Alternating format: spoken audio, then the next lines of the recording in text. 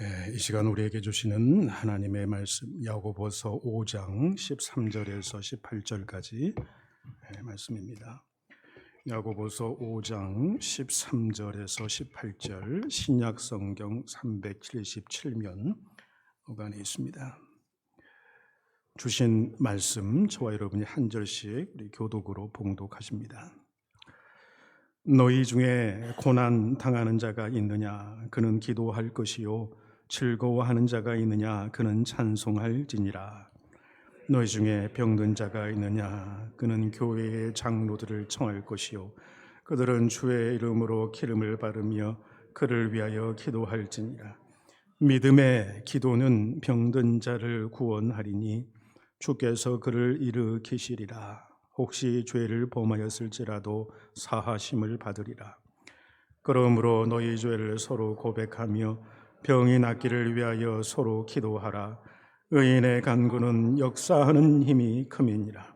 엘리야는 우리와 성정이 같은 사람이로되 그가 비가 오지 않기를 간절히 기도한즉 3년 6개월 동안 땅에 비가 오지 아니하고 다시 기도하니 하늘이 비를 주고 땅이 열매를 맺었느니라. 아멘. 살아계신 하나님의 말씀입니다. 이 시간 시온성가대 귀한 찬양으로 하나님께 영광 올리시겠습니다.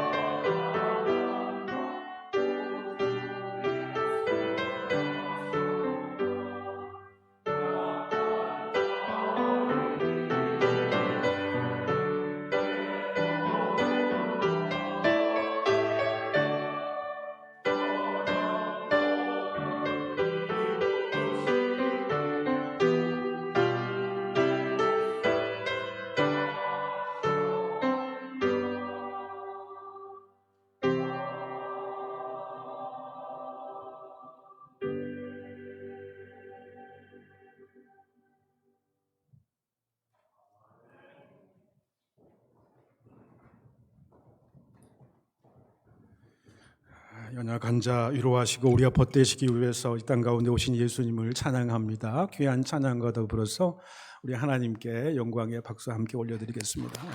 귀한 찬양 감사드립니다. 할렐루야. 반갑습니다. 오늘은 기도에는 능력이 있습니다. 제목을 가지고 주신 본문을 가지고 함께 은혜를 나누기를 원합니다.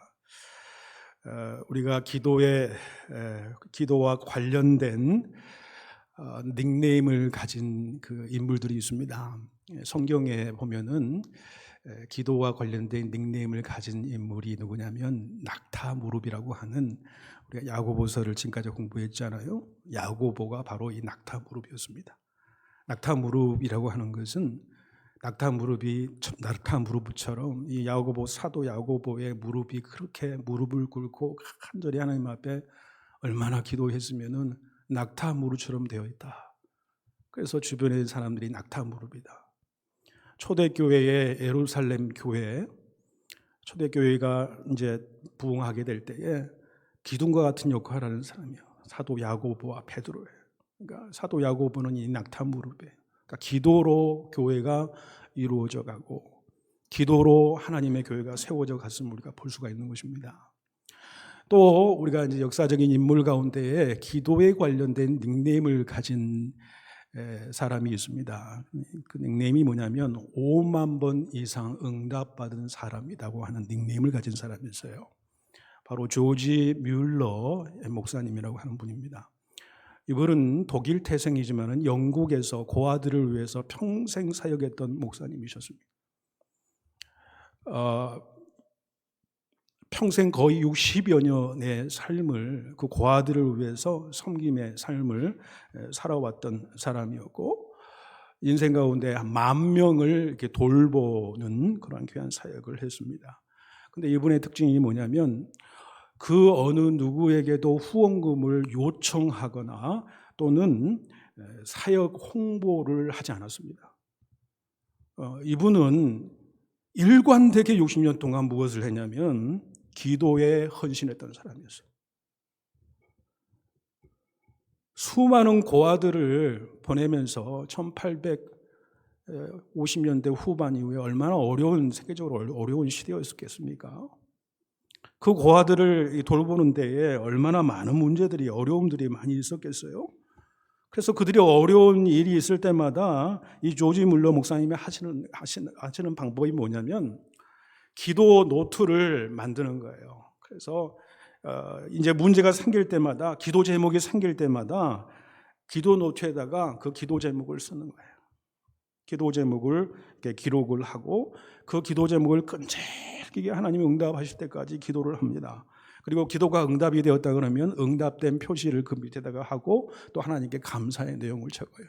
그런데 여러분, 얼마나 놀랍냐면요, 그 기도 노트가 나중에 후세대 사람들이 이제 발견해 보니까 3,000페이지가 넘더라는 거예요. 평생 3,000페이지가 넘더라는 거예요.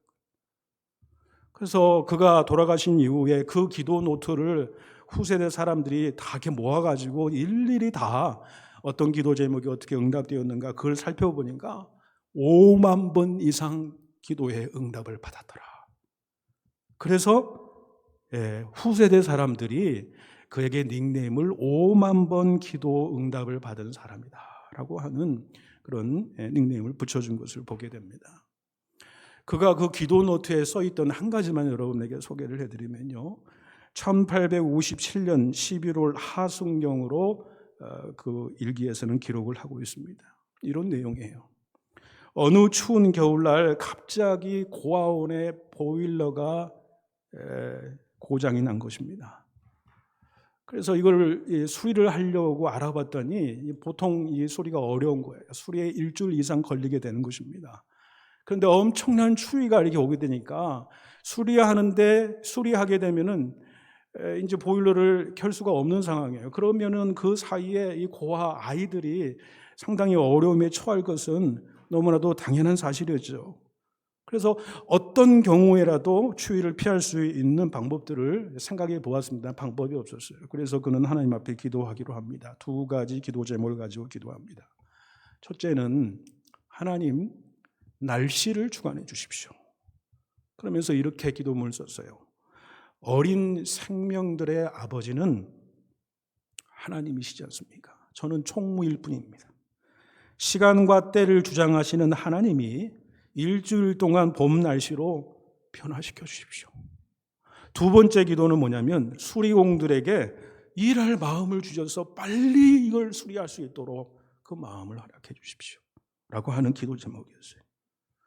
이제 수리공들이 오기로 한 전날까지 아주 황량한 북풍이, 엄청난 매서운 추위가 이렇게 오는 거예요. 그래도 완전히 고장나지 않는 그 보일러로 인해서 조금 따뜻하게 할 수 있었습니다만, 이제 수리공들이 오면 보일러를 꺼야 되지 않습니까? 그러면 이제 엄청난 어려움이 당할 수 있는 거예요. 그런데요, 참 놀랍게도 이 수리공들이 와서 보일러를 꺼야 했을 때에 갑자기 남풍에서 따뜻한 바람이 불기 시작한 겁니다. 그러니까 보일러를 켜지 않아도 될 만큼 푸근한 날씨가 되어버린 거예요. 그리고 보일러 수리공들은 그렇게 이야기하는 거예요. 무엇에 감동을 받았는지를 모르겠어. 우리들이 밤을 꼬박 세우는 한이 있더라도 내일까지는 모든 일을 다 마치겠습니다. 그리고 보일러를 고친 다음에 정상적으로 이 보일러가 가동하자 다시 엄청난 추위가 다시 오더라라고 하는 사실이에요. 여러분, 구체적인 그 기도의 제목들이 다 응답된 것을 보게 됩니다. 여러분, 이 기도가 우연의 일치라고 여러분 볼 수가 있습니까? 그래요. 이 사건 하나만 그렇다고 한다면 우연의 일치라고 볼 수도 있지요. 그런데 그의 노트에는 3,000페이지가 넘는 그의 노트에는요 5만 번 이상 그렇게 기도했던, 그가 그렇게 응답받았던 기록들이 있다는 사실이에요. 기도에는요 반드시 하나님의 능력이 그 가운데 있다. 중보기도에는 힘이 있다는 것을 보여주고 있습니다. 여러분, 이 조지 물러 목사님이 자기 자신의 영달을 위해서, 자신의 유익을 위해서 그렇게 기도했을까요? 어린 생명들을 위해서 기도한 거 아니겠어요? 그들을 위해서, 하나님의 그 생명들을 위해서 기도했을 때에 하나님께서는 반드시 그 모든 일들에 응답해 주시더라라고 하는 사실을 그의 일생을 통해서 우리들에게 보여주고 있는 것이지요. 여러분, 기도에는요 능력이 있습니다. 기도에는 능력이 있습니다. 특별히 오늘 본문 말씀에 보면은 고난당하는 자들을 위한 기도의 능력에 대해서 오늘 본문이 말씀을 하고 있어요. 13절 전반절에 보시면은 너희 중에 고난당하는 자가 있느냐? 그는 기도할 것이요 라고 이야기를 합니다. 너무나도 단순하잖아요. 내가 고난당하고 있어요? 누군가 고난당하고 있어요? 거기에 대한 답이 있다라는 거예요. 정답이 뭐예요? 기도하면 된다라는 거예요. 이게 너무너무 쉽잖아요. 누군가 고난당하고 있어요. 내가 고난당하는 현실 가운데 있어요. 그럼 기도하면 된다는 게, 그게 내가 그 고난 중에 그 고난을 이길 수 있는 힘을 더해 주더라라고 하는 사실을 보게 되는 거예요. 여러분, 구약의 다윗 인물을 보게 되면요 다윗은 엄청난 고난을 당했어요. 그래서 이 극심한 이 고난을 시편 22편에서 고백을 하고 있어요. 이 시편 22편은요 메시아의 이제 상처받는 그 메시아상을 이야기해주고 있는 그런 시편이라고도 볼 수가 있습니다. 얼마나 극심한 고통을 당했느냐면요 이렇게 고백하는 거예요. 내 하나님이여, 내 하나님이 어찌하여 나를 버리셨나이까? 예수님께서 십자가에 달리실 때 라마 사박다니라고 외치던 그 외침이 바로 이 시편 22편, 이 다윗이 고백했던 그 외침이었어요. 나의 하나님, 나의 하나님, 어찌하여 나를 버리셨나이까? 어찌하여 나를 멀리하고 돕지 아니하시고 내 신음소리를 듣지 아니하시나이까?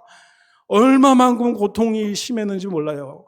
그래서 시편 22편 1절에서 20절까지 보면요 그가 얼마나 큰 고통을 받았는지, 육체적인 고통이 얼마나 심했는지, 정신적인 고통이 얼마나 심했는지, 영적인 고통이 얼마나 심했는지 너무너무 리얼하게 이게 표현을 하고 있어요. 그런데 여러분, 그가 이 고통 가운데 때로는 하나님 앞에 부르짖는 거예요. 원망하는 거예요. 불평도 할 수 있는 거예요. 부르짖는 거예요. 부르짖을 수밖에 없어요. 왜? 고난이 그만큼 컸으니까. 그런데 그 부르짖음 가운데서 불평과 원망이 하나님을 떠나는 것이 아니라 하나님의 손을 더 굳게 붙잡는 그 기도가 계속이 되니까 여러분 시편 22편 22절부터는요. 그 완전히 내용이 달라져요. 22편 어떻게 되냐? 내가 주의 이름을 형제에게 선포하고 회중 가운데서 주를 찬송하리다. 고난 중에 하나님 앞에 기도한 거예요. 그랬더니 주의 이름이 높여드리겠다는 거예요. 회중 가운데 주를 찬송하겠다. 그러면서 하나님은 무슨 어떤 하나님이라고 다시 고백해요? 그런 곤고한 자의 곤고를 멸시하거나 싫어하지 아니하시면 그의 얼굴을 그에게서 숨기지 아니하시고 그가 울부짖을 때에 들으셨도다. 그렇게 믿음의 고백을 하고 있는 것을 보게 됩니다. 여러분, 이렇게 기도는요, 고난 중에 있는 사람을 변화시킵니다. 환경도 변화시키고요.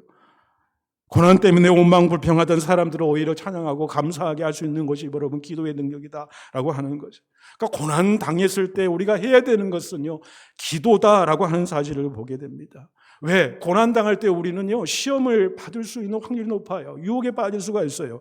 그래서 고난 당할 때에 우리에게 가장 필요한 것은 뭐예요? 하나님의 은혜가 우리 가운데 머물러 있어야 돼요. 하나님의 은혜가 우리 가운데 머물러 있으면은 그 고난을 이길 수 있는 힘이 내 안에 없기 때문에 하나님의 은혜로 내가 그걸 감당할 수 있는 거예요. 그런데 그 하나님의 은혜가 내 가운데 머물게 하는 것은 기도밖에 없어요.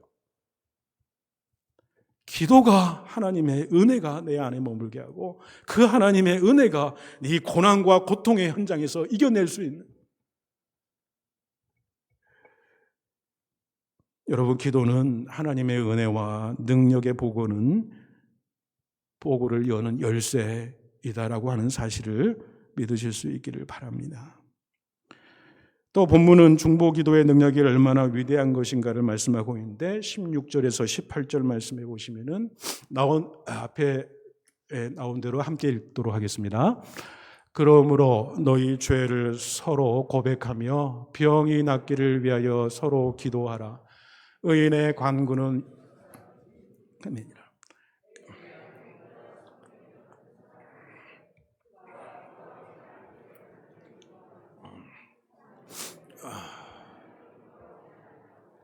다시 기도하니 하늘이 비를 주고 땅이 열매를 맺었느니라. 위대한 이 기도의 능력에 대해서 사도 야고보는 엘리야를 통해서 예를 들어서 설명하고 있는 것입니다.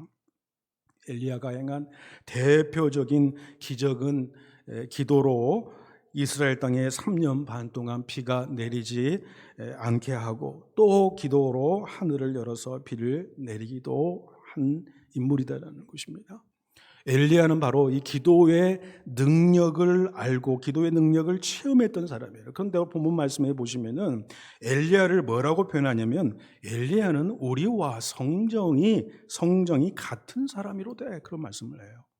무슨 말씀입니까? 엘리야도 우리와 똑같은 사람이다라고 하는 거예요. 엘리야가 돼서 엘리야가 하나님의 놀라운 능력을 나타낸 것은 엘리야 자신의 능력이 아니라 엘리야가 무릎을 꿇고 하나님 앞에 간절히 기도했던 그 기도의 능력이 하나님으로부터 왔기 때문에 그 일들을 감당해 줬다는 거예요. 엘리야가 능력이 있는 것이 아니에요. 엘리야가 하나님 앞에 기도의 능력이에요. 엘리야도 우리와 똑같은 성정을 가졌어요. 그러니 여러분, 우리도 또한 하나님 앞에 간절히 기도할 때 하나님께서 놀라운 응답 또 귀한 은혜를 우리에게 베풀어 주실 줄로 믿는 것이지요. 기도에는 여러분 능력이 있습니다. 기도는 하나님의 능력의 통로가 되는 것입니다. 여러분, 초대교회 교부인 크리스토스문은 이렇게 기도에 대해서 이야기를 합니다. 기도는 인간의 나약을 하나님의 능력으로, 인간의 무지를 하나님의 지혜로, 인간의 빈곤을 하나님의 권능으로 바꾼다. 또 기도는 분노하는 사자를 제어하고 무질서를 평정하게 하고 난리를 그치게 하며 폭풍우를 잔잔케 하고 죽음의 사슬을 끊어버리며 질병을 고치고 파멸의 위기에 처한 도성을 구하며 태양이 멈추게 서 있게 하며 벼락이 치는 것을 막게 한다. 그렇게 이야기합니다. 여러분, 기도에는 이런 능력이 있다라고 하는 사실입니다. 그렇다면 우리에게 가장 중요한 것이 뭐냐? 우리의 삶 속에 어떻게 이 기도의 능력을 우리가 체험하는 삶을 살아갈 수 있느냐? 그래서 오늘 본문 가운데서 우리가 짧게 세 가지를 말씀드릴 수 있을 것 같습니다. 첫 번째는 여러분, 믿음의 기도의 능력을 우리 삶 속에 경험하려면은 정말 믿음으로 기도해야 된다. 믿음으로 기도해야 된다라는 것을 말씀하고 있습니다. 15절, 믿음의 기도는 병든 자를 구원하리니 주께서 그를 일으키시리라. 그런 말씀을 했습니다. 또 야고보서 1장 6절에서는 오직 믿음으로 구하고 조금도 의심하지 말라 그랬습니다. 예수님도 무슨 말씀을 하셨어요? 마가복음 11장 24절에 무엇이든지 기도하고 구하는 것은 받은 줄로 믿으라. 그리하면 너희에게 그대로 되리라 말씀하셨습니다. 오늘 본문 16절에도 의인의 간구는 역사하는 힘이 큼이니라 라고 말씀했습니다. 여러분, 믿음으로 하나님 앞에 간절히 구할 때에 우리의 기도 가운데에 하나님의 능력이 일어나게 될 줄로 믿습니다. 다음으로 기도의 능력을 체험하려고 한다면은 우리의 죄를 고백하고 기도해야 된다는 거예요. 15절 하반절에서 16절 상반절에 보시면 혹시 죄를 범하였을지라도 사하심을 받으리라. 그러므로 너희 죄를 서로 고백하며 그랬습니다. 죄라고 하는 것은 하나님과 우리 사이에 그 관계를 막는 역할을 하는 것입니다. 하나님과 우리의 사이를 가로막는 역할을 해요. 이사야 59장 1절 2절에 보시면은 여호와의 손이 짧아 구원하지 못하심도 아니요 귀가 둔하여 듣지 못하심도 아니라 오직 너희 죄악이 너희와 너희 하나님 사이를 갈라 놓았고 너희 죄가 그의 얼굴을 가리어서 너희에게서 듣지 않으시게 함이니라. 그렇게 말씀합니다. 여러분, 기도 응답을 받기 위해서는 먼저 하나님과 나 사이에 막힌 것을 다 뚫어야 된다라고 하는 사실을 보게 됩니다. 그리고 마지막으로 우리는 무엇보다도 간절히 기도해야 된다라고 하는 사실입니다. 17절 18절 우리 다시 한번 17절 18절을 읽겠습니다. 엘리야는 우리와 성정이 같은 사람이로되 그가 비가 오지 않기를 간절히 기도한즉 3년 6개월 동안 땅에 비가 오지 아니하고 다시 기도하니 하늘이 비를 주고 땅이 열매를 맺었느니라 그랬어요. 여러분, 엘리야는 오늘 본문에 보시면은 사도 야고보가 간절히 기도했다 그런 말씀을 해요. 근데 이 야고보가 왜 간절히 기도했다라고 하는 말을 썼을까? 원래 엘리야가 이 기도를 하는 이 장면이 열왕기상 18장에 보면 그 내용이 나오게 됩니다. 18장에 보면은요, 엘리야가 갈매산 꼭대기로 쫙 올라가요. 그래서 어떻게 기도하냐면요, 꼭대기에 올라가서 땅에 꿇어서 엎드립니다.